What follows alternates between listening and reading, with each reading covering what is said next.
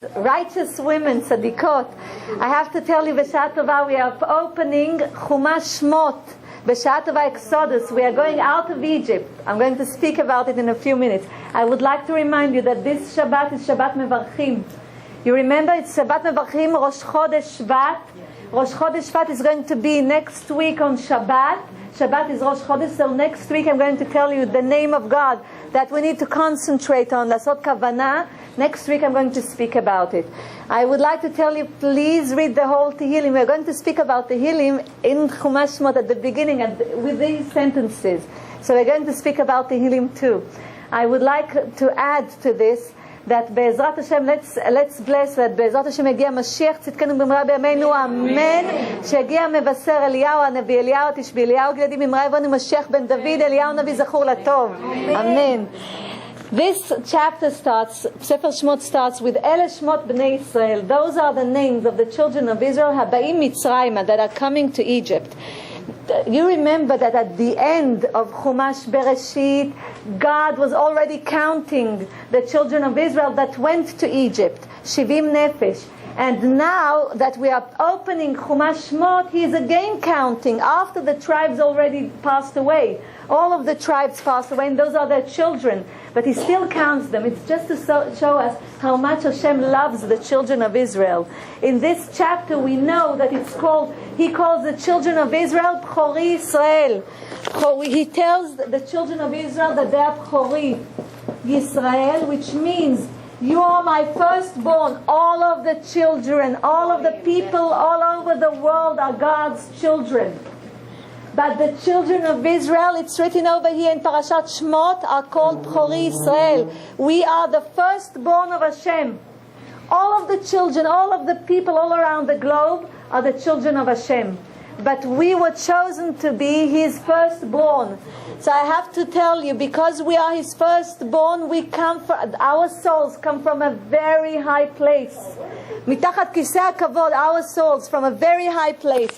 So it's very important to remember that it's a merit to be the Jewish people. It's a merit to be a Jew. It's a pity if we don't remember that we are Jews, but still it's a very big merit to be a Jew. Please pay attention. Okay. ברוכה הבאה. ברוכה הבאה, רפואה שלמה. Let's start. I would like to show you the end of each word. The end of each word at the first sentence of Chumash Shemot. Can you tell me what they come to if you join them together? Who can tell me? Tehillim. Look very carefully.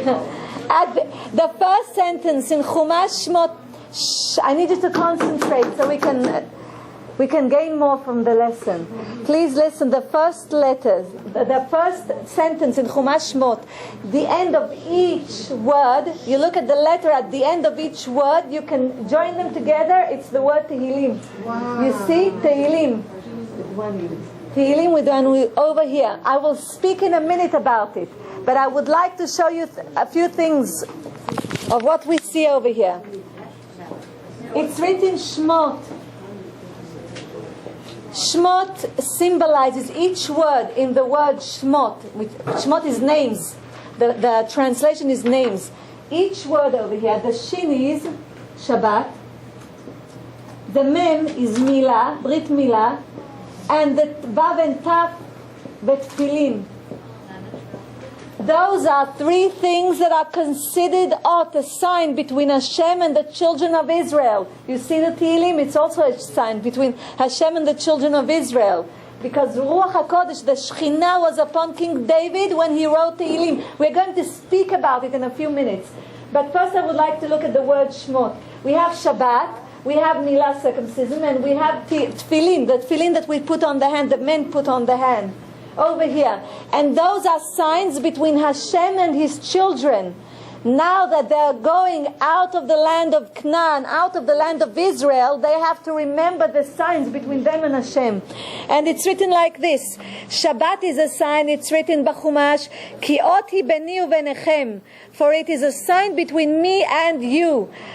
Avur milah, for the word milah, for circumcision we can see, unmaltem et bsar arlatchem va'elaot brit beni ubenechem. And that shall be the sign of covenant between me and you. And then we have utfilin, va'elaot al yadecha, and it shall be it shall be for you a sign on your arm. So each one of them is a sign. If you look in the Chumashim, it's written ot. There are 3 otot between Hashem and between us. And those are Shabbat, Milah, Tefillin.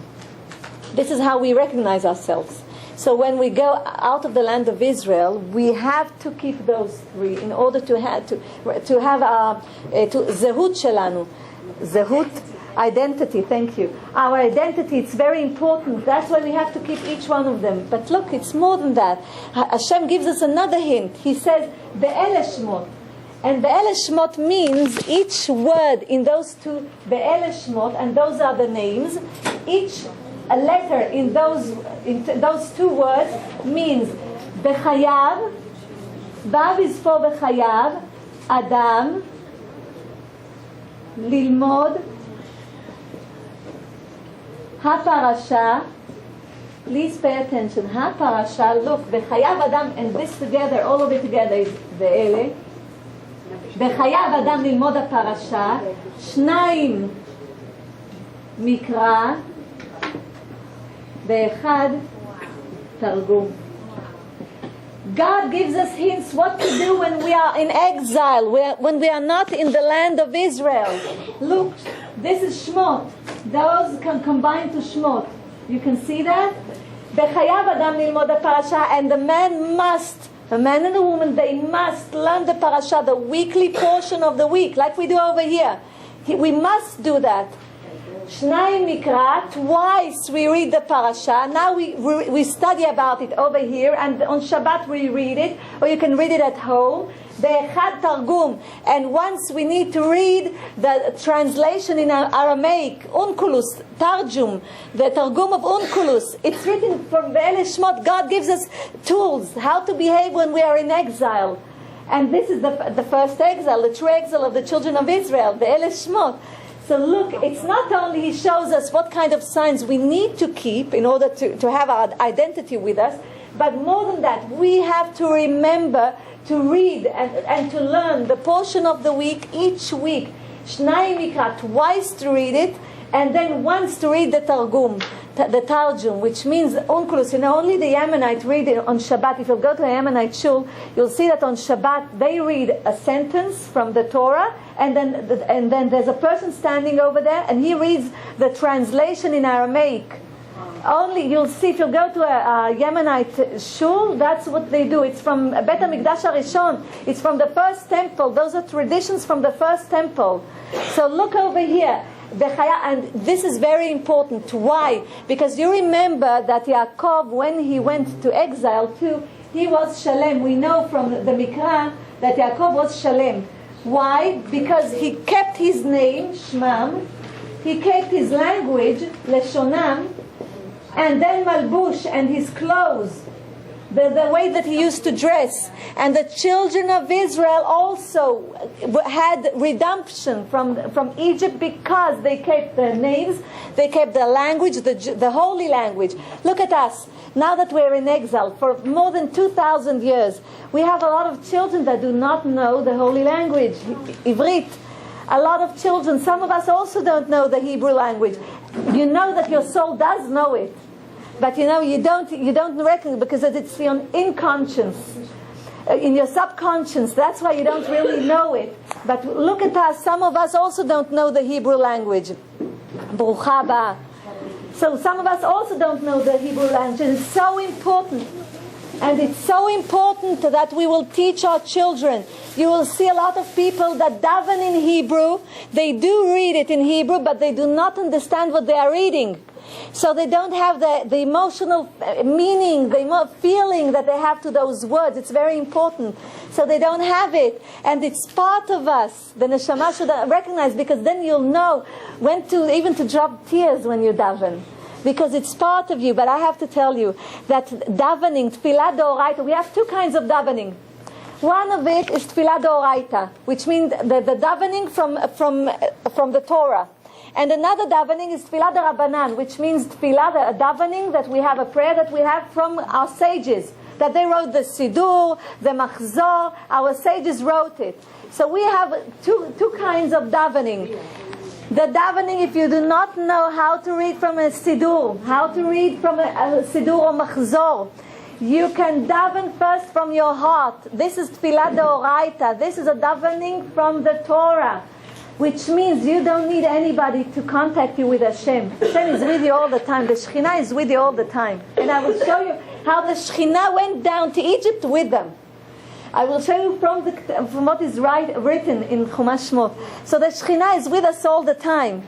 So what you need only to do is just look up to Hashem, to the sky. Just look over there and daven to Him and say whatever you have in your heart. And your mouth and your heart should be even, should be the same. You shouldn't say nothing that you don't really mean it, because Hashem knows everything. We can tell any people whatever we want. We can tell them whatever we want. We can sell them whatever we want. But Hashem knows our heart. So we have din v'cheshbon. The real judgment is with Hashem, not with human beings. So we shouldn't be afraid of human beings. You should be afraid of Hashem. All of us should be afraid of Hashem. That's why it's so important to be honest.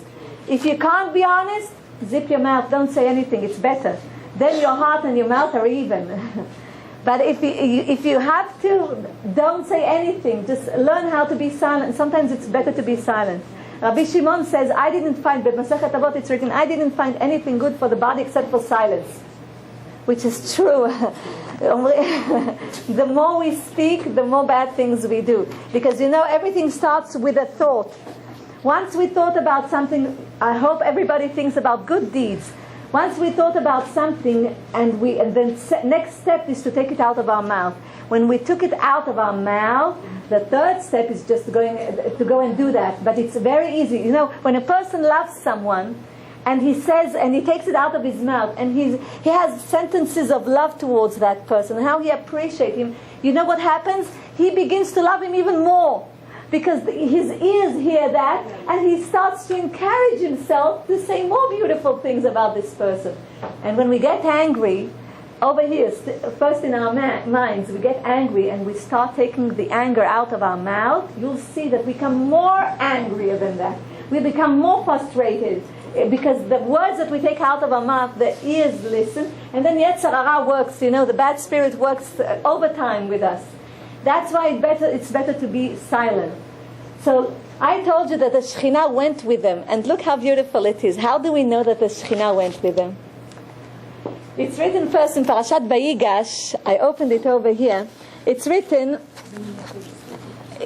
like this. God tells Yaakov Avinu that he should go to Egypt. And he encourages him to do that. And he says, I'll translate in a minute. It says, Vayomer Elokim liYisrael b'marot halayla. Vayomer Yaakov, Yaakov. You remember he called also Abraham. And Yaakov says, Vayomer Hineni. And Abraham also says, Hineni. You remember? Vayomer Anochi ha'el Elokei avicha. Al tira mirda Mitzrayma. Ki legoi gadol hasimcha sham.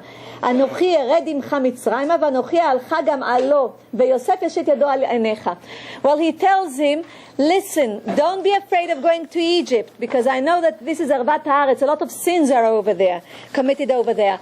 Don't be afraid. Go to Egypt. I'm going to go with you. And I'm going to take your children back from Egypt and take them to the land of Israel. Alo, I'm going to take them up to Israel. You remember I told you, he who goes out of the land of Israel is called Yarad Misrael. Like he went down, spiritually went down. Because the land of Israel, the eyes of God is on the land of Israel. There's a straight connection between Hashem and the land of Israel. And all other nations and all other countries, there are angels, sarim, ministers of Hashem that are responsible for each country. And Hashem, the only place that Hashem is directly over there is Eretz Israel. That's why he who studies Torah in the land of Israel understands more. His mind opens up towards what he reads in the Torah. He understands more. So let's see, how do we know that truly God went with the children of Israel to Egypt? And look, everything that God says, he does. He's not like a human being. He doesn't give promises and he does not fulfill it. He does fulfill everything. Let's look at the Ele and those. Vav is 6 in numerical value, Aleph is 1, Lamed is 30, and Hey is 5. How much is it? 130. How much? 30, 36, 41. You remember God has 42 names. 42 names. It says the 42 names of God went with the children of the name of God went with them to Egypt. You see it over here, Be'ele. Which means you remember the 42 names that we already say every day. We say, Anna bekoach gdulat yaminecha tatir tzrura, kabel rinat amecha sagvenu ta'arenu nora. We say that for each day. For each day we have a combination. For example, Anna bekoach gdulat yaminecha tatir tzrura. You see, this is for Sunday. This is the name of God that we mention for Sunday. We have for each day the name of God that we mention in Shacharit, and also when we go to sleep, when we say Shema, we also mention the names of God. So we can see over here 42 names. God went with the children of Israel, and on the continuation of the sentence it's written, Ish ubeito. Ish means a man and his house, his home. Ish means HaKadosh Baruch Hu. It means Basod HaKadosh Baruch Hu. Ish means the Shekhinah. בביתו, בבית דינו, בית דינו זה השכינה. הקדוש ברוך הוא ובית דינו, which means בית דינו זה אלוקים, and you will see that אלוקים in Gematria, you remember that this is Hey, I don't write a Hey over here, but in Gematria, in numerical value, it's 86. Only 86 years there was really hardship over the children of Israel. בדיוק כמניין אלוקים. בדיוק. That's the Shekhinah. So let's continue. I'm going to wipe the board and we're going to continue. Keminyan Elokim. Elokim with a Hey aval. It's 86 in numerical value. I would like to tell you, dear women, that you will see now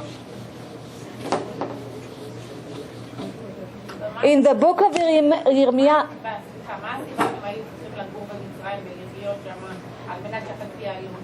אנחנו נדבר על זה עוד רגע. הכל, אני אעשה את זה לפי הסדר ואז אתם תבינו.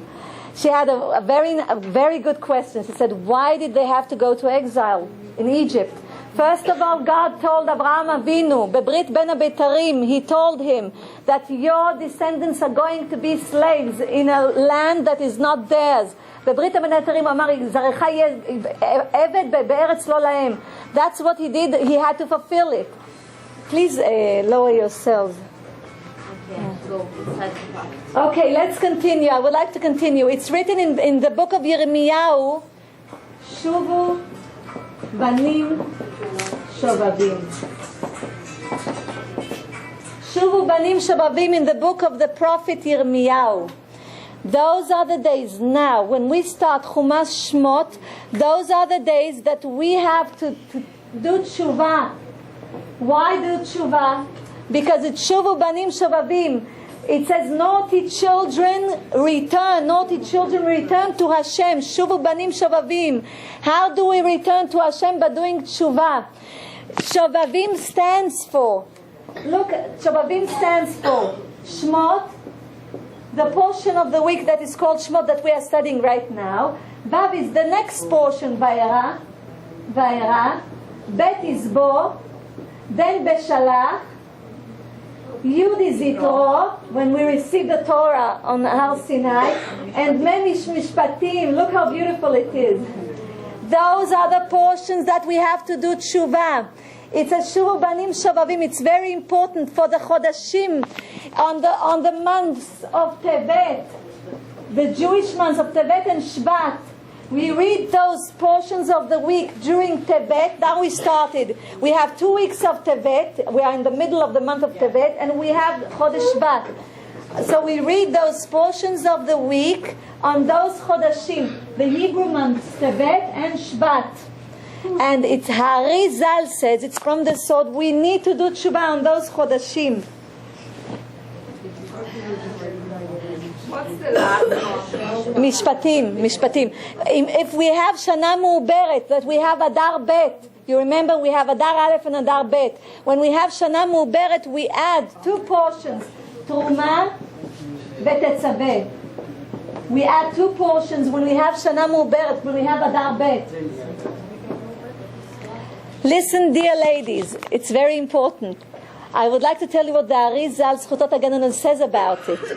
It says, from the Arizal, he says, Shuvu banim shavavim. Those weeks that we read, those portions of the week, are called Yamim Shel Tshuva, the days of the redemption. Al Pgam HaMachshava U'Kedushat HaEinayim, which means we have redemption on two things. We do Tshuva now. For the thoughts, the bad thoughts that we had in our head, and also the bad things that we saw with our eyes. Why? Listen what Harizal says. That's why it says, Shuvu banim shavavim b'Yirmiyahu, in the book of Yirmiyahu. Those are special days, and we have to read those portions, and if we read them, it's like we did Shuvah. It's not only reading, but reading with Kavanah, having the sorrow for the children of Israel, reading it with Kavanah, not only listening, but looking at the words and feeling what they felt then. Then it's a real Shuvah. It's very, and why? Why do we say, you remember what I read for you from Parashat Vayigash? I told you that God told him, don't be afraid to Yaakov. Yaakov, and he says, Hineni, I'm here. He says, don't be afraid, go to Egypt, and I will be there with your children, and I will take them back from Egypt to the land of Israel. But then what he says at the end of the sentence, he said, V'Yosef yashet eno yado al einecha, and Yosef, your son, will put his hand on your eyes. Which is very weird to translate. Yosef yasim yado al einecha, for Yaakov. What did he mean by saying that? That the eyes will stay holy, not see bad things. The eyes will stay, and why the eyes? Because we have thoughts through the eyes first. We have to. It's like a camera. It's like a camera. Our eyes are like a camera. Everything that we see, even bad things, they go to our mind, and it's you know how a computer works.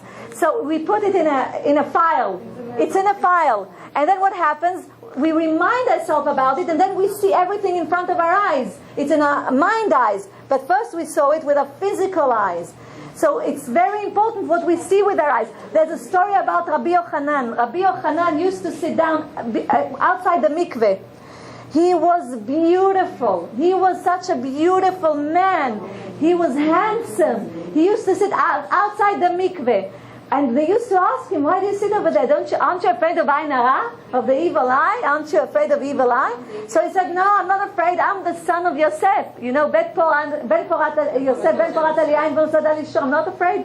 Yosef received in Parashat Vayechi the blessings from Yaakov against Ayin Hara. Ben Porat Yosef. And you remember that Yosef Begimatria equals Kinah. You remember jealousy. Yosef in numerical value is jealousy. How do we know that? Because Yud is 10, Vav is 6, Samech is 60, Samech is 60, and Pei is 80. Together it's 156. And Kinah is the same. Kuf is 100, Nun is 50, and Aleph is 1, and He is 5. Together is 156. So Yosef is Kinah, is jealousy. Now, what's so important about our eyes? I told you that the eyes have the name of God. If you look at the eyes, look, I equals, Ayin in Hebrew, I equals 5 times 26, the name of God. So it equals 130. We have 2 eyes, okay? So I'm going to add another eye. I have 260. I have 10 times the name of God when I look with my eyes. With my physical eyes. The question is, with what eyes do I look? With the physical eyes or with the spiritual eyes? So in order to, this is exactly the tikkun. It's the fixing. Those are the parshiyot. Arizal says, those are the parshiyot of the fixing. We have to concentrate on them. Why? Especially men. Today also women. Because the big eyes that I have for women. It says, Marbe Nashim Marbe Kshafim. It says in the Mishnah, Marbe Nashim Marbe Kshafim. He who looks at women and likes to have a lot of women has a lot of witchcraft around him. A lot of magic around him. Marbe Nashim Marbe Kshafim, says the Mishnah. It's very bad because with the holy eyes, each eye, I told you, equals 5 times 26. The name of God. Yud Kei Vav Kei. So each eye, it's very important what we see with our eyes. In order to save them, to be holy, he says, Yosef, your son is going to put his hands on your eyes. And I told you the hands also have the signature of Hashem, because each hand has 5 fingers. So the 5 fingers are Hey of Hashem, the Hey of Hashem, and another Hey of Hashem. And we spoke about hands, but once later we'll speak about hands. I won't do it now because we have a lot to talk about. So you can see that he tells him, because Yosef did not, you remember that that the wife of Potiphar tried to seduce him, and he didn't look, and he wasn't tempted to do with her anything. And he stood with the test, and he was a very big tzaddik. He didn't do anything. So because of him, it helped all the children of Israel, ligader me'arayot, so they won't do bad things with other women, with Egyptian women. The ones that did do was killed on the plague of choshech, of darkness. All of them, the ones that went into the 50 gate of impurity, of tum'ah, they were killed. 80% of the children of Israel were killed. When the plague of darkness was, 80% of them were killed. And then they had the opportunity, the children of Israel, just to bury them, that the Egyptians won't know about it and won't see it. So we can see over here that we have the chance to do tshuva. And why, nobody asked me, why by reading we are doing tshuva? How come by reading we are doing tshuva? You know, when the temple was you know that we took korbanot, we took sacrifices and brought it to the temple, and this is how we did tshuva. We saw what happens to the animal that we put over there, the sheep or any animal that we put over there. We saw what happens to it, and then we felt this is what should have happened to us. Because, for example, Pgam Brit, he who goes to different women and spread his sperm, spreads the sperm, because each drop of sperm has the code of life inside it. It's not just the sperm. It's not for pleasure. It has the code of life in it. It's like I'll take a seed of a tree or of a plant, and I will just plant it. I'll put it in the ground. So once I put it in the ground, it has the code of life for the whole tree, and also the fruits and the leaves, everything. It has the code of life. The sperm has the same thing.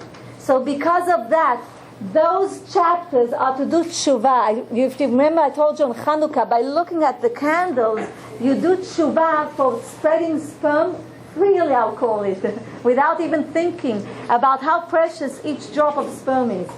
So this is for doing tshuva over that, avur hamilah, pgam brit, and it's very, very important. I have to tell you, the Torah says that he who does that, he who takes zera levatala, is sentenced to death by the Torah. So the problem is that you cannot fix it. It's almost unfixable. One way to fix it is to do really tshuva in your mind. When you do tshuva, you say Shema Yisrael. When you come to Shema Yisrael, you say Shema Yisrael, Hashem Elokeinu, Hashem Echad. On the Daled, you have to pronounce very well the Daled. Daled, the numerical value is 4. You have to think like you're giving your soul to Hashem, and you're going to die by 4 deaths, by Bet Din, by judgment. You have to, which means chenek, suffocating, srefa, burning, skila, throwing stones on a person, and hereg, and killing. Like you're giving your soul to Hashem to do that. If you did that and you did really tshuva, only Hashem knows if you did tshuva or you didn't, because He knows what you feel in your heart and what you really truly think. If you did that, it's like you passed away, you died and you came back. This is the same thing. So doing tshuva of Pgam Brit is also by reading those parashot, and it's very important. Yes? Someone doesn't know and is ignorant of not knowing. Is it still that harsh, the judgment? If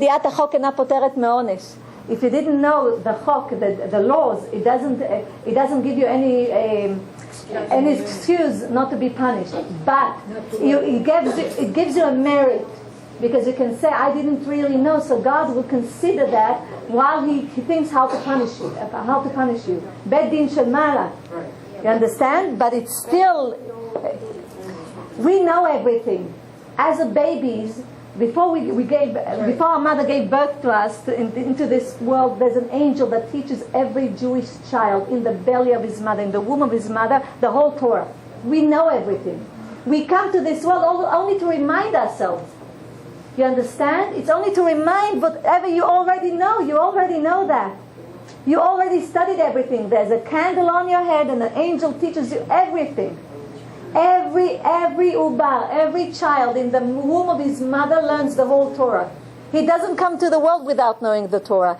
But once he goes out, there's an angel that gives him a slap on the mouth, and then he forgets it. So we are only reminding ourselves. Truly, ladies, we are reminding ourselves. And what do? But by knowing only the stories of the Torah, it's only the body of the Torah. It's not the soul yet. We study the Pardes. We go inside. We learn the inside of the Torah. We learn Gematria.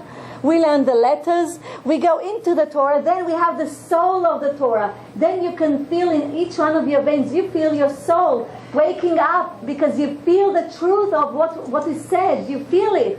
You have to feel it because this is what is called the Pardes. We travel through the Pardes. And I have to tell you, we read Tehillim every time. And on Rosh Chodesh we try. I told you, I don't know if I told you, please this Shabbat try to read the whole Tehillim. Okay? Even if you don't go to shul, try to read it at home. Take your children, sit down and read. The whole book, of course, because it's Shabbat Mevarchim. It's very important, Shabbat Mevarchim, to read the whole book. Why? We have group on Shabbat. We're reading all the... That's okay, that's excellent. If you, the parts of the, that's okay. But if you don't go at home, read it. Excellent. I will explain why Tehillim. Why I'm going. It's also from this. You won't believe how beautiful it is. I'm going to explain to you. No? This Shabbat is a Shabbat. I'll explain everything. I'm going to explain it with this parasha. Okay, dear women, because I have to tell you also stories about Moshe Rabbeinu and how he was born and what happens. You say that we have to read the Parashat, that's our tshuva. What happens if we hear it and we read the Tehillim? You hear how they're reading the shul. You hear it and you read the Tehillim. Are we allowed? Yes, you're allowed. But no, you don't read Tehillim while you hear it. No? No. You're not. While they're reading from the Torah, you're not supposed to read Tehillim. You're supposed to concentrate on what you're hearing from the reader of the Baal Koreh. You're not allowed. No, you have to concentrate on Baal Koreh Omer, what he says during the reading of the portion of the Torah. It's very important. You have to concentrate. No. And it's better that you, then after you heard, you'll go home and you'll read the Can portion. I read in Russian? Yes. If you can't read Not in Hebrew. following. Yes. I read it myself. Yes. Now, please pay attention. I'm going to give you, this is only the first sentence. I'm going to finish the first sentence. You remember what I told you? I know you want to translate to each other, but just 1 minute.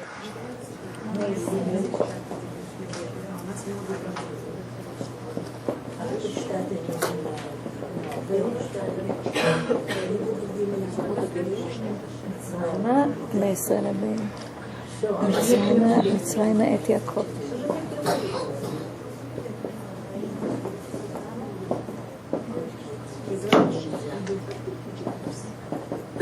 Listen, dear women, I would like to show you something and tell me what you see. This is only the first sentence from Chumash Shemot.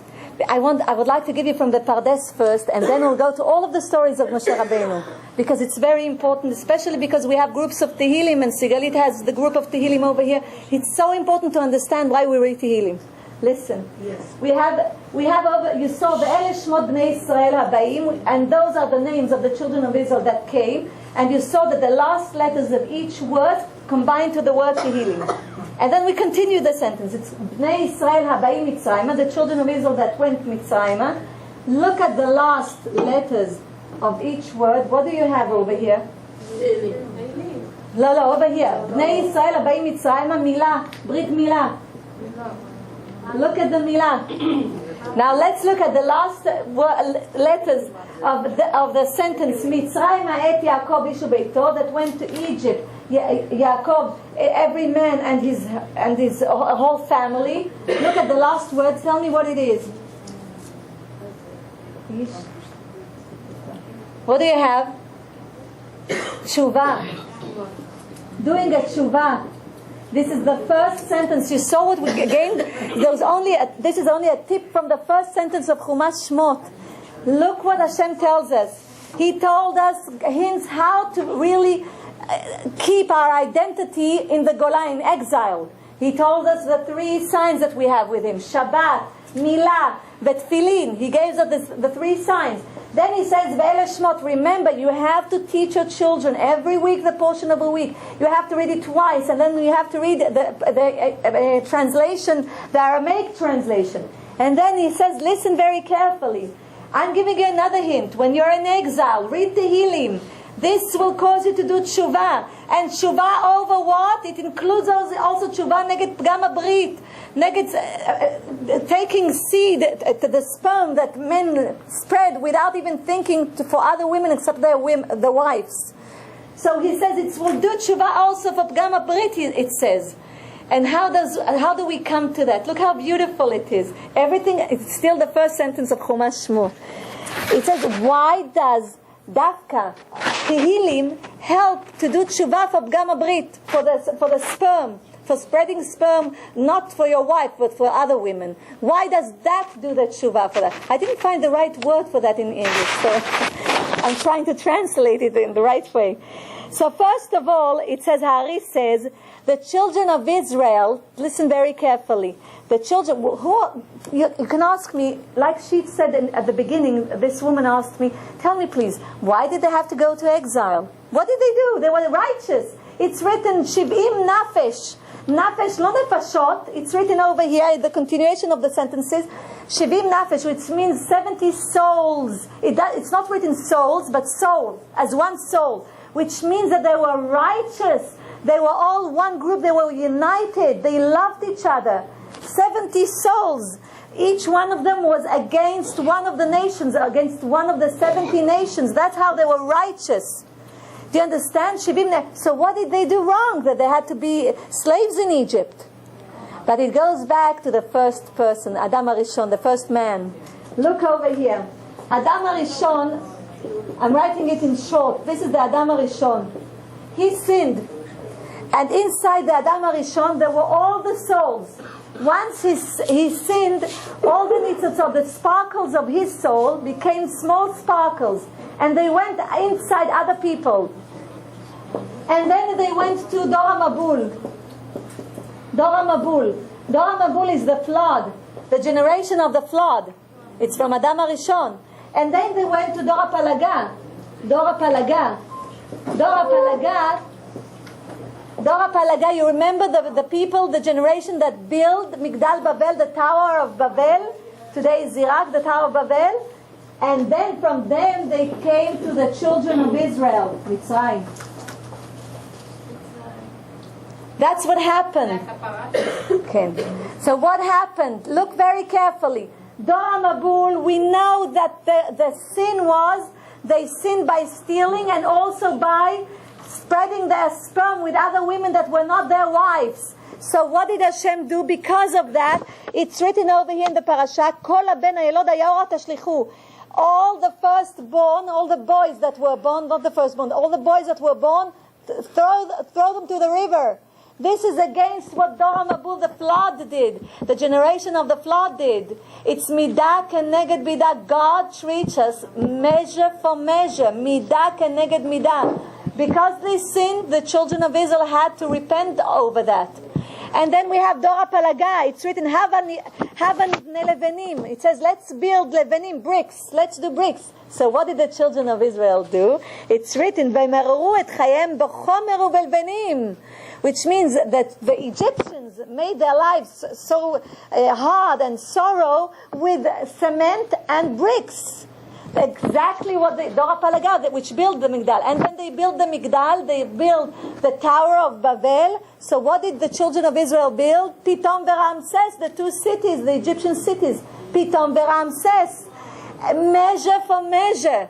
Because before they will receive the Torah on Ma'amad Har Sinai, they had to be clean, totally clean, from all of the sins that their souls, because the souls come back. That's why I told you it's such a merit that we have a Shiur Torah and we are together. Because b'zchut this Shiur Torah, that you spread it out, because I told you, Adam le'amal yulad. You remember? Adam le'amal yulad, le'amal, which means a person was born to work, but it means in Hebrew, lamed is lilmod, Ain al menat lelamed, which means that a person was born in order that he will learn, in order to teach others, in order to spread the word outside.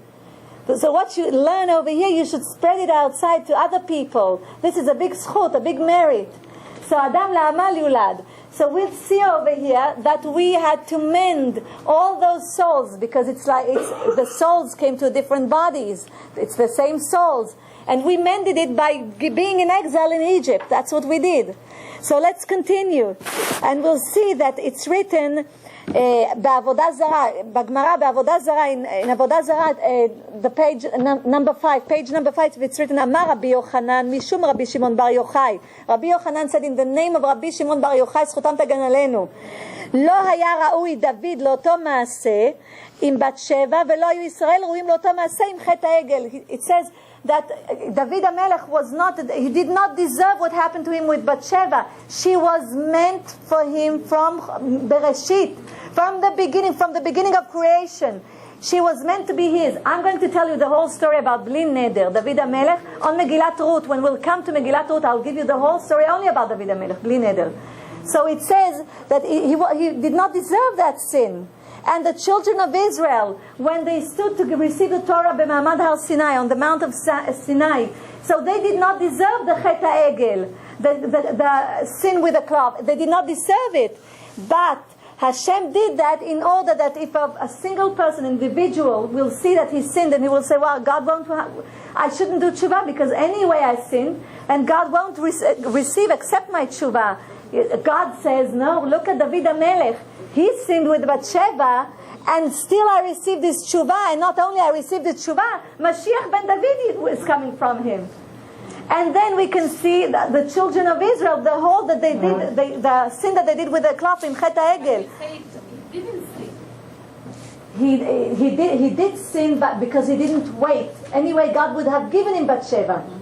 But God made it like this. He was supposed to do that before time because he wanted to give an example to other people. That's what's said in Avodah Zarah, in the Gemara. Because he wanted to give an example to individuals. If you sin, look what I did for David HaMelech. He sinned, he asked, he repented, and because of that, he has Mashiach ben David that comes from him.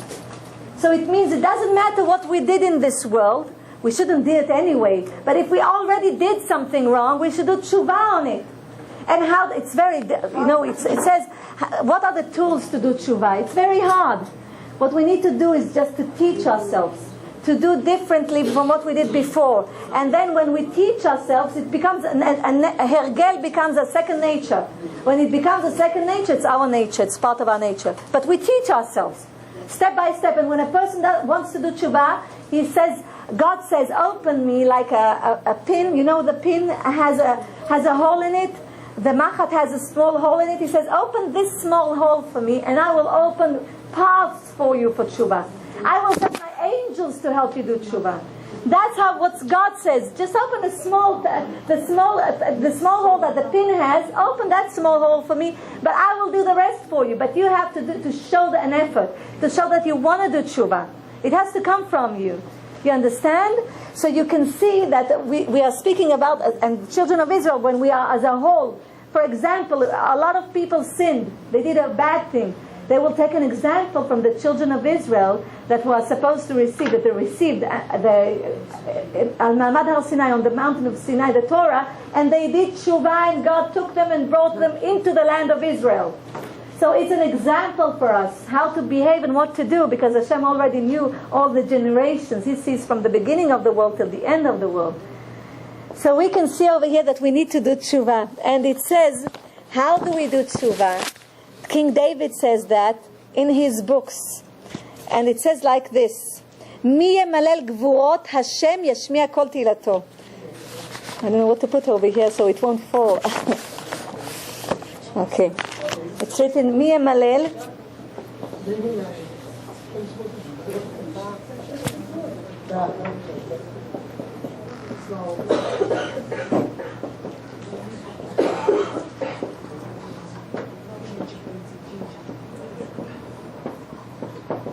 Okay, it says, Mi yemalel gvurot Hashem. It's from Tehillim. We have it in Tehillim, the chapter 105, Kuf Vav, 106, sorry. Tehillim chapter 106. מי ימלל גבורות השם ישמיע כל תהילתו. He who wants to break judgment from himself. לקטוש את הדינים. גבורות means דינים. גבורות means דינים, judgments. He who wants to take the if, for example, a person sinned and he wants to take this judgment to make it softer, the judgment from him. He doesn't want that judgment upon him. So he wants to do a tshuva. What does he need to do? Yashmiya kol tilato. He should read the whole book of Tehillim from the beginning till the end without stopping in the middle, without speaking, without eating, without doing anything. To read the whole Tehillim. A big merit is to read the whole Tehillim on the western wall, near the western wall, the Kotel HaMa'aravi in Israel. That's a big merit. If you are there, sit down and read the whole Tehillim. Don't let anyone interrupt you. If you can do that. It takes like 2 hours, 2 hours and a half, something like that. It depends. Well, but with kavanah to read the whole Tehillim.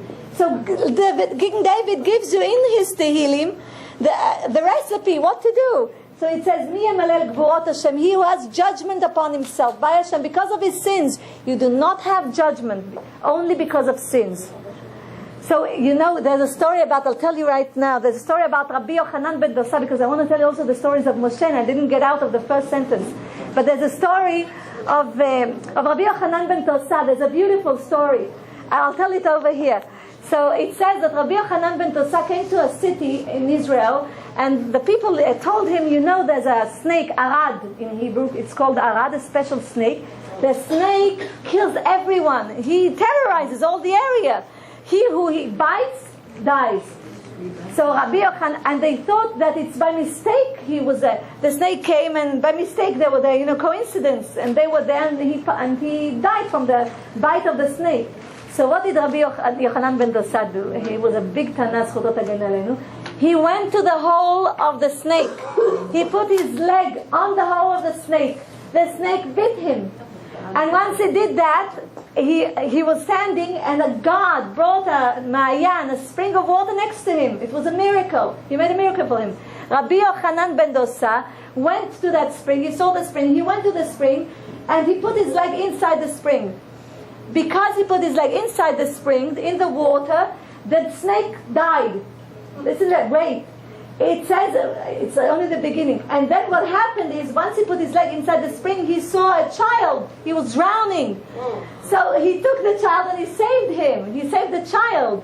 And the child told him, and everybody said, wow, thank you. And look, and you killed the snake. Nobody could kill the snake. He killed everyone. Nobody could kill him. So he says to the child, you should thank the snake. Because of the snake that bit me, I went to the spring of the water, and that's why I saw you. But the real question is that Rabbi Yochanan ben Dosa said, you know why the snake killed? It wasn't a coincidence. The snake kills because of your sins. It says in the Mishnah that if you go to a spring of water, if you were bit by a snake, and you go to the spring of water, and you put your leg inside where he bit you, your leg inside the spring of water, before the snake comes to the water, the snake will die. But if the snake comes first to the water, the person will die, the human being will die. But so Rabbi, I'm sorry, but I heard that the Kedusha was in that rabbi killed the snake. Yeah, but it killed the snake because he was righteous. He didn't have any sin. That's it. Yeah, so what Rabbi Yochanan ben Dosa, what Rabbi Yochanan ben Dosa said, the sins caused those people to die. Because otherwise God would see to that they will have a river of water just next to them, and they will put their leg in. But because he was righteous and he didn't have any sin on him, then the snake passed away, died. And not the rabbi, Rabbi Yochanan ben Dosa. So this is an example of how to do tshuva. And it says you have to read Yashmiya Kol, you have to read the whole Tehillim from the beginning till the end.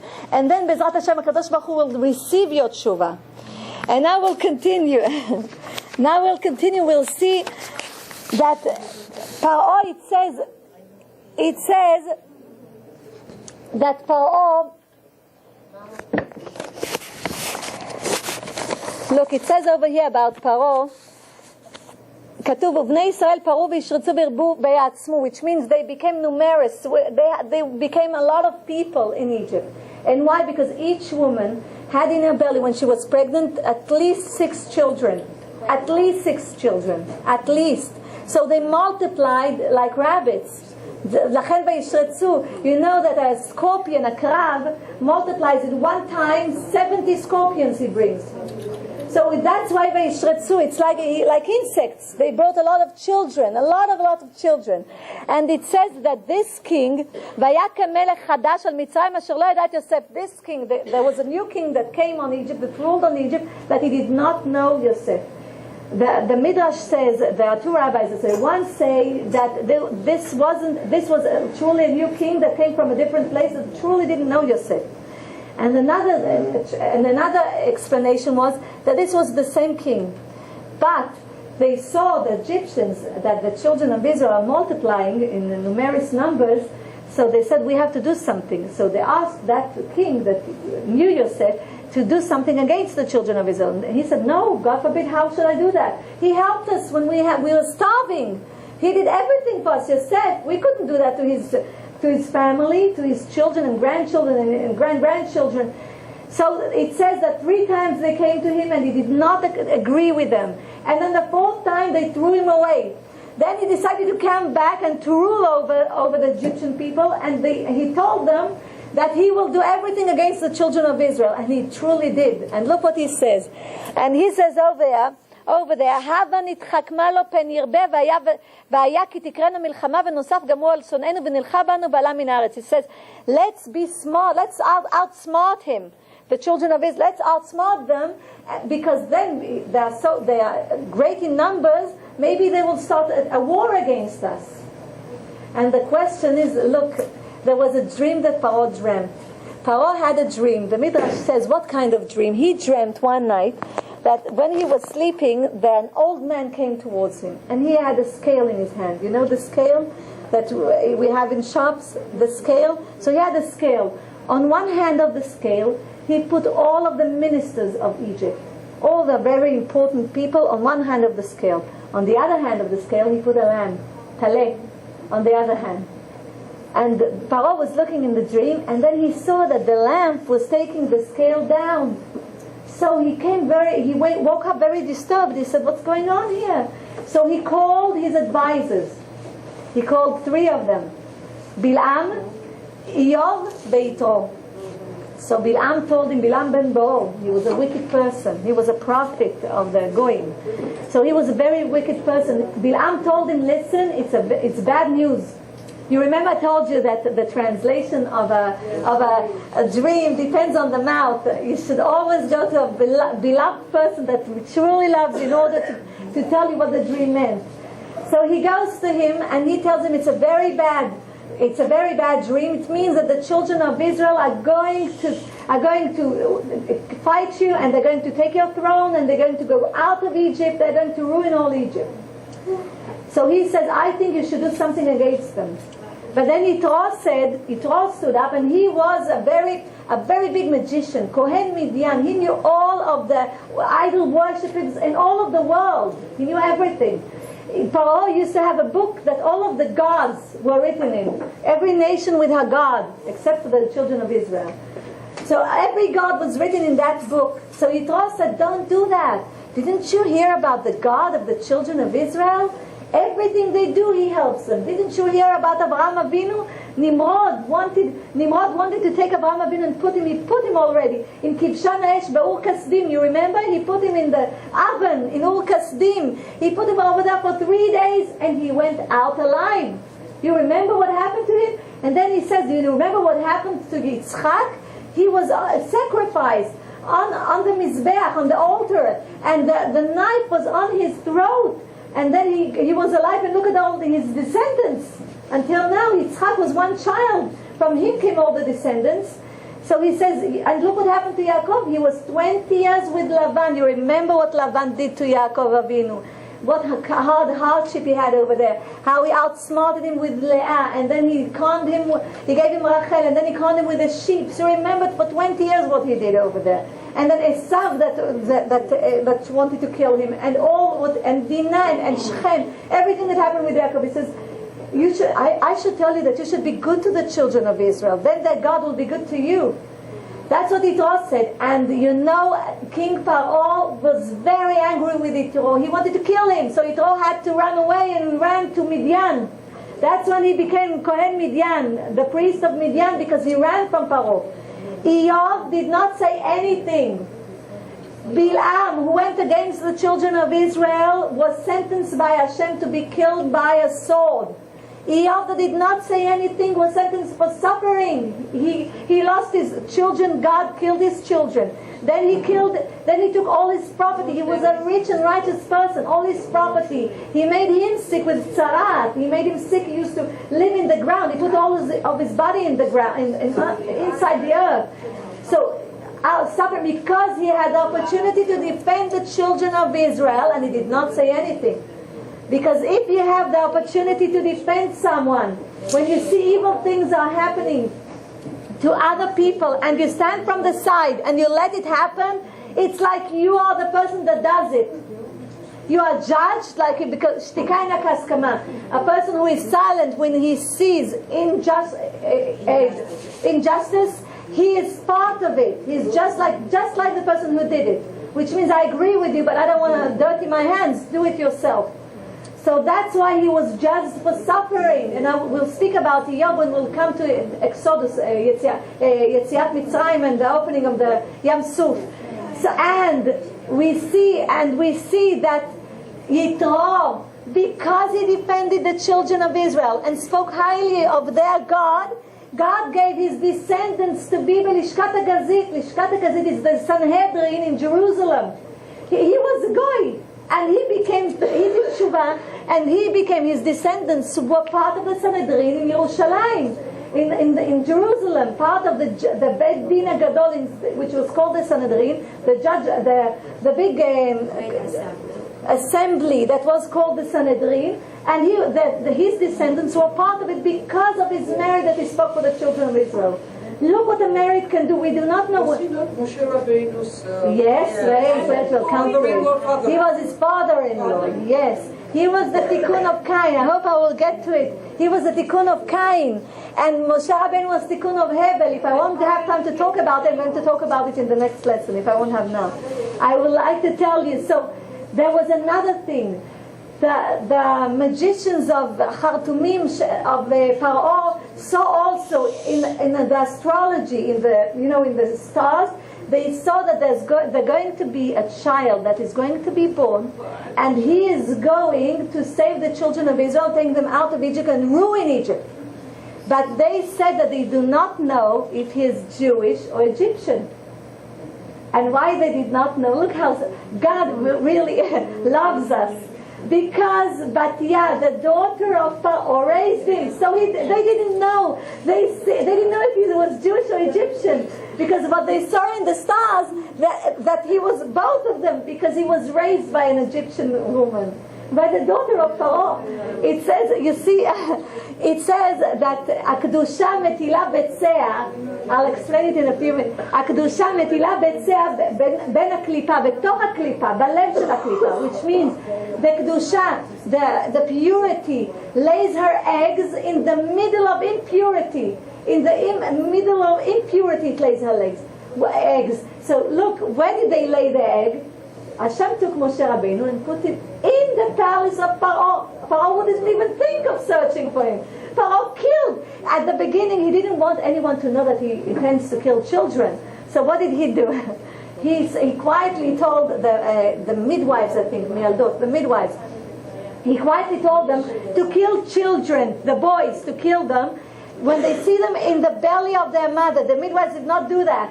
He told them, kill the children. How? So they said, but we do not know if it's a boy or a girl. We have to take it out in order to see if it's a boy. He says, no, I will give you a sign.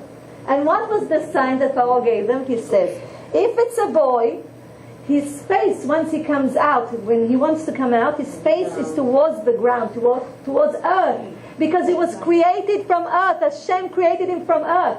If it's a girl, her face is upwards. It's towards Atzlaot. Tzela ribs. It's towards the ribs. Because that's why her face is upwards, because this is the place she was created by Hashem. So he told them, you will know before they go out, so kill them before they go out. You'll see by the face, you'll see if the head is towards the ground or towards the ribs. Look, and they did not do it. And not only they did, How do you know that? no, because yesterday I had also a lesson in Brooklyn. I have to tell you something. They asked me the same question. I have to tell you, the generations before us, they were more spiritual. Everyone, why? They didn't have this technology. We are not connected to nature. They had their basic instincts that were connected to nature. We do not have this gift anymore because it fell asleep. We made it go to sleep because we have all the technology. I don't know what we're going to do when we won't have this technology. We have light, we have everything. They did not have it. They were connected to nature. And look, connection to nature, Elokim, the Gematria, is 86 with a hay over here. It equals Hateva, nature. It's Hateva, Elokim. God is inside nature. We will see that when Mashiach comes. Inside everything that we see around us. But we are living in a world of light because we can't see that. You understand? What we see is not truly the truth. It's only the physical world and we cannot see beyond it. Some of us do, but we have to be really righteous and to study. Because they were also in a high spiritual level, not like us. We always compare that to our generation. It's very hard for us, but it's not the same thing. We are Bemet Akva de Mashiach. We are the heel of Mashiach. It's a privilege to be in Yemot HaMashiach. We are in Yemot HaMashiach. Amen. Because we are part of it. And if we'll do the fixing, the last fixing, because we are the Neshamot, the souls that came over here, we will have the schut. If Mashiach won't come right now, and God forbid somebody passes away, he will have the schut to be alive when Mashiach is here. B'tchiyat HaMetim. When the dead will become alive. So it's very important that we will do the fixing. By learning we do the fixing. By spreading it out to other people. It's a big mitzvah, it's a big merit. Which means that he who makes his friend do a mitzvah, it's like he did it. He did the mitzvah too. It's considered for him like he did the mitzvah. The merit is also for him. So it's very important. So we can see that he didn't know if it's an Egyptian or a Jewish boy. So they started doing that, but you can see over there that the midwives did not do that. Not only they did not do that, it's like kefel nashon. It's the Torah states that v'techayena, which means they not only did not kill the children, the babies, but they did more than that. They did everything they can in their power to help them live. Which, for example, if a woman was supposed to pass away during her labor, they davened to Hashem, they said, please God, then they will have a Lashon Hara, the other people, they will say that we did what the king wanted us to do. Please make her live. And if the child, the baby, something should happen to him, or he will be missing some parts of his body, they davened for Hashem. They said, please make it that he will have all of the parts of his body, that he won't be missing anything. So they did more, and if it was a poor woman, they went and gathered things for her to help her. So Paro called them and he told them, what are you doing? I told you to kill the children and you didn't do that. So they said, we can't, because the women, the Jewish women are like animals. Before we come, they already give birth. So, but he said, but I've heard, I have people that tell me that you help them. They said, no, we wanted to make it seem like we're helping them, so they will call us. They were afraid it will kill their children. So they were like animals. They gave birth. And how did they give birth? It says, listen, because it says Vayavdu Baparech, which means they worked very hard. Baparech.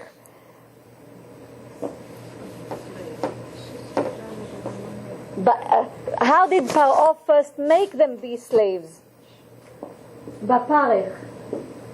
It says in the Midrash Baparech, Ba'aramit, in Aramaic, it means Ta'apuchot. Hard labor, that's parech. Work with hard labor. Tapuchot means everything upside down. What did they do? They made a work that was suitable for a woman. They made a man do that, and what a man was supposed to do, they made the woman do that. And then they made what a old person should carry, they gave to a young person, and what a young person should carry on himself, they gave it to an old person, in order to break their spirit, the Jewish people's spirit. Now they didn't want them to have children.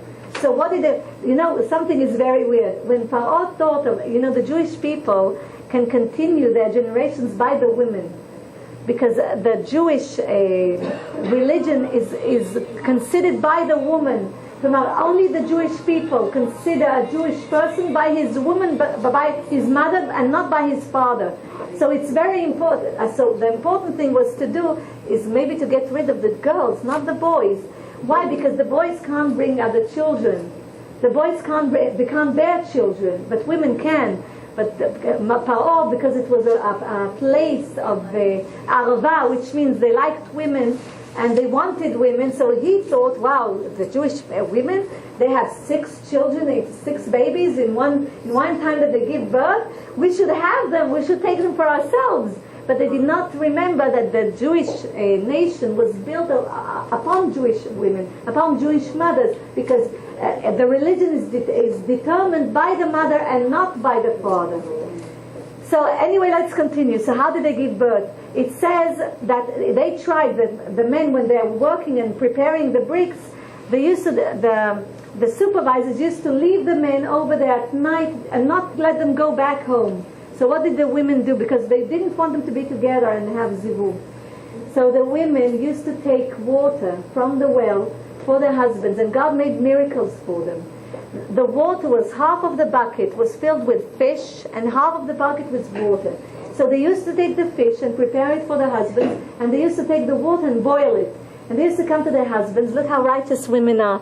And they used to tell their husbands, because the husbands, the spirit was very low. That's why it says, בזכות נשים צדקניות נגאלו עם ישראל ממצרים ובזכותן עתידין להיגאל. Which means, because of righteous women, the children of Israel went out of Egypt, and because of them they are supposed to bring Mashiach. When Mashiach comes, righteous women, it's so important. So it says, what did they do? They went to their husbands. From their city, from Goshen, they came to their husbands, and they took their feet and their hands, and they washed them with warm water.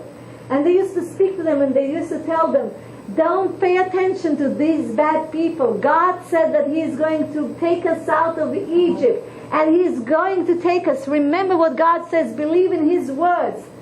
And they used to give them the fish to make them stronger. So they used to give the fish for them to eat. So it says, because of that, they became pregnant. And once they became pregnant, when they had to give birth, they used to go to the field. And it says, under the tree, an apple tree, under apple trees, they used to give birth. Now, God, and they used to leave the babies over there. It says in the Midrash that angels came to them, cleaned them, cut chevel hatabur, the rope. The angels cut it. The angels took care of them. And then God saw to that the angels will give 2 rocks to each baby. From one rock they drank milk, and from the other honey. And it says that the Egyptians wanted to see where they gave birth.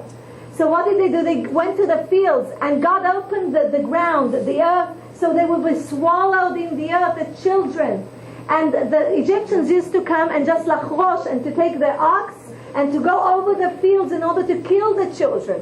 But God kept all of the children. And then once they were strong enough, He took them out and took each one to his family. And nobody knew that those are the children, because they were already na'arim, youth. Nobody knew that it was them. So look how many miracles. And it says that Ish Levi lakach isha eshet Levi, which means Amram was the father of Moshe Rabbeinu. I'm skipping because I know it's late, but I want to give you some of the stories of Moshe Rabbeinu.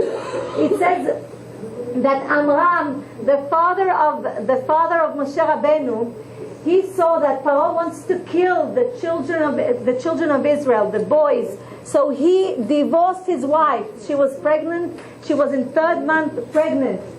So he divorced her. And he was from Shevet Levi, the tribe of Levi. Because he did that, all of the men did the same thing. They divorced their wives. And his daughter Miriam came to her father, and she said, Father, What do you do? This is worse than what Paro did. She tells her father, how can you do that? Paro is a rasha, he's a wicked person. Zerato sapek mitkayemet, sapek lo mitkayemet. What he says, it's with a question mark. Either it happens or it won't happen. Because this is a rasha. God maybe will make it come true or he won't make it come true. But you're a righteous person. And everything you take out of your mouth will happen. You remember that when Yaakov Avinu said that the one that took the God from Lavan will die, lo yichyeh, and because of that Rachel passed away before her time. You remember? Because he was a righteous person. Everything that comes out of a righteous person's mouth comes true. God gives his blessing to that. So she tells him, that's worse than that. And look, Paro, she says, Paro killed them in this world, but they have the next world. But you took from them the next world because you're not bringing souls to this world. And you have to know that when Mashiach comes, it says in the Gemara, it says, כאשר יקלו הנשמות, משיח יגיע כאשר יקלו הנשמות מהגוף.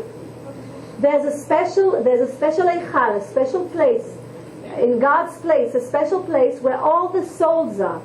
When the last soul comes to this earth, then Mashiach comes. That's what it says. Which means the last soul should come up. And if you don't bring the souls, she says to her father, then how can Mashiach come? Because you're stopping the birth of children, so souls won't come to this world. Do you understand the meaning? So he said, you know what you say is true. So he remarried her mother, Yocheved. And she gave birth when she was 130 years old. 130. Sarah Imenu gave birth when she was 90 years old. She gave birth when she was 130 years old. And it's not mentioned over here because everything in that time was miracles.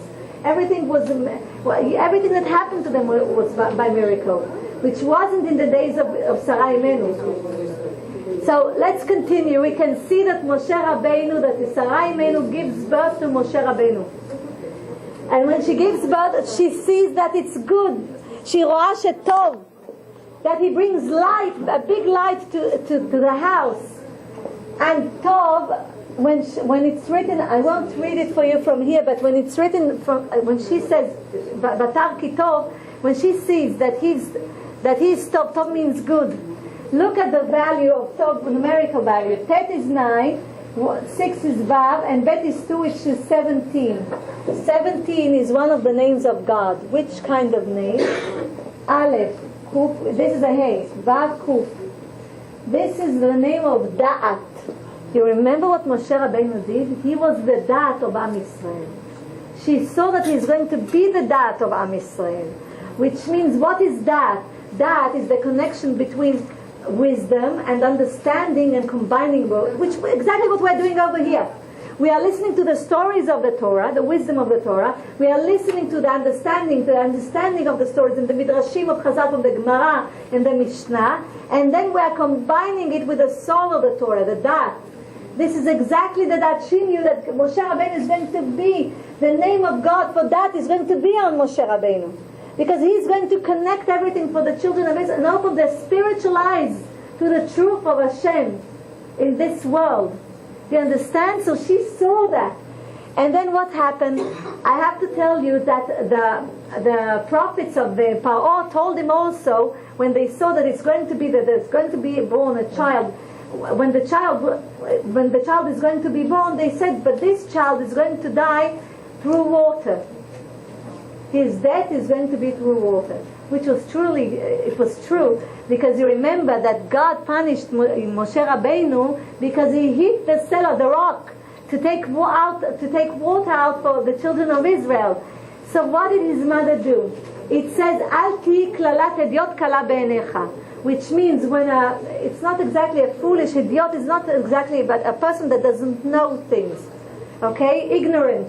An ignorant person, when he says something, don't think that it's nothing. Don't pass it away like it's nothing. Don't think that don't let it be light in your eyes.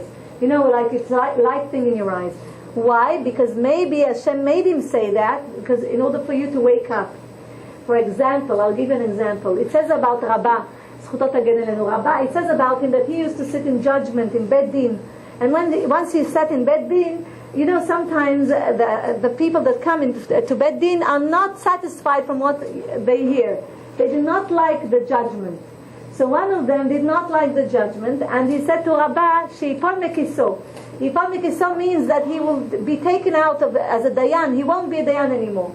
So what did his students do, his Hasidim do? They took his chair, Sheipol Mekiso, literally, they took the chair and put it upside down, the chair, in order to break the curse from Rabbah. Also, one time, someone told Rabbah that he wishes him that he will drown in the sea. So his Talmidim, his scholars, took his clothes, Rabbah's clothes that he wore the same day that that student spoke, and they took it to the sea and washed it in the waters of the sea, in order to take that curse from him. What did Yocheved do with Moshe Rabbeinu? She heard that he's going to die in water. So she wanted to take this curse out of him.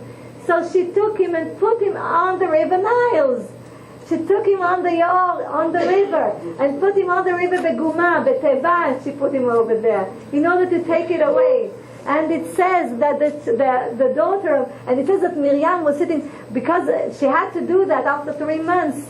It says that Miriam went to watch him. And why did she want to watch him? Because she wanted to know what about her prophet, because she told her father and her mother that they're going to give birth to a child that is going to save the children of Israel.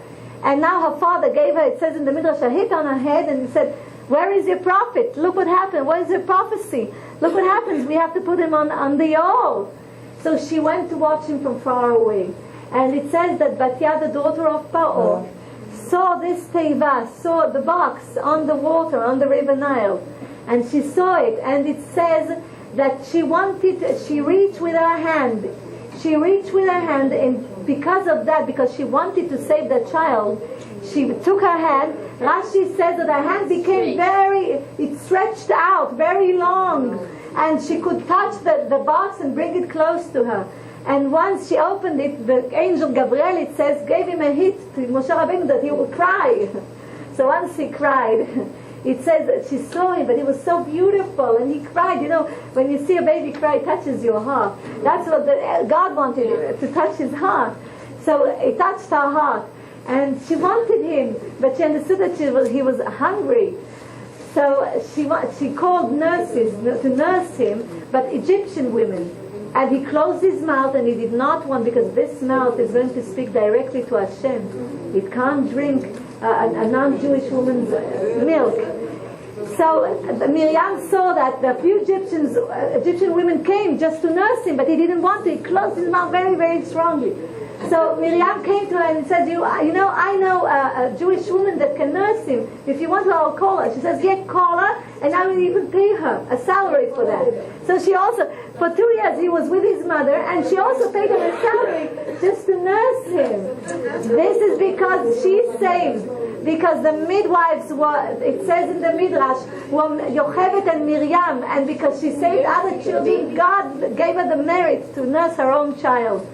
And then it says when Moshe Rabbeinu came to the age of 3, I will finish with this now, we'll continue next week. And it says that Moshe Rabbeinu, when he came to the age of 3, it says that he was sitting on the lap of Paro. Derech Hagav, I would like to tell you that once Moshe Rabbeinu was on the water, the Khartoumim, his magicians told him, the astrologers told him, that they can see that he doesn't need to worry anymore, he doesn't need to kill any more Jewish children, because he's already dead, he's on the water.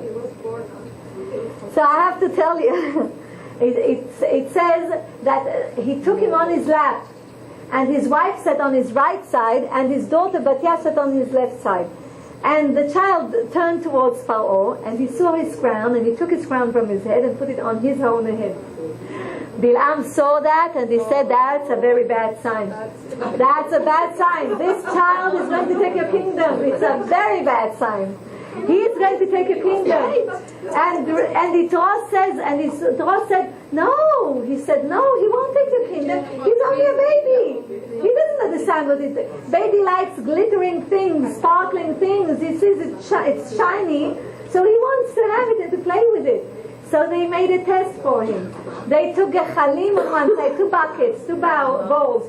One of them they put coins, gold coins, and on the other one, in the other one they put coal, pecham, Gechalim. Yeah, they put inside it. Coal. Pechamim. So, and it was sparkling. The coal was sparkling. Now Moshe Rabbeinu, they said, let's do the test. If he'll go to the gold, it means that he knows what he's doing. He understands how to kill him. So Moshe Rabbeinu took his hand and he wanted to put his hand in the gold coins.